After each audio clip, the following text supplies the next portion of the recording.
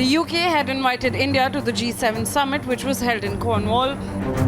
But Prime Minister Narendra Modi opted out of attending it physically due to the prevailing COVID pandemic. British Prime Minister Boris Johnson conveyed to the Indian government that he was disappointed for not being able to welcome Prime Minister Modi in person at the summit. However, the Prime Minister participated in 3 outreach sessions virtually across 2 days.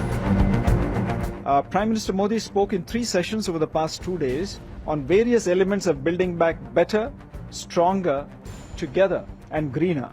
He spoke on health, climate change and open societies. He indicated that we have both additional responsibilities and added advantages in responding to these challenges as open societies and democracies.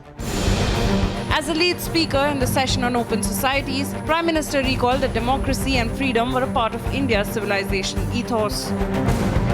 Open societies and open economies.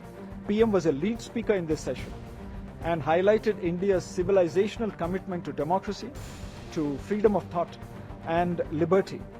As the world's largest democracy, India is a natural ally for the G7 and guest countries to defend these shared values from a host of threats stemming from authoritarianism, terrorism and violent extremism, disinformation and infodemics and economic coercion.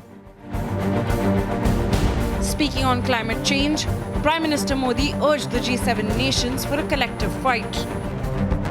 On climate change, Prime Minister called for collective action, recognizing that this challenge cannot be addressed in silos.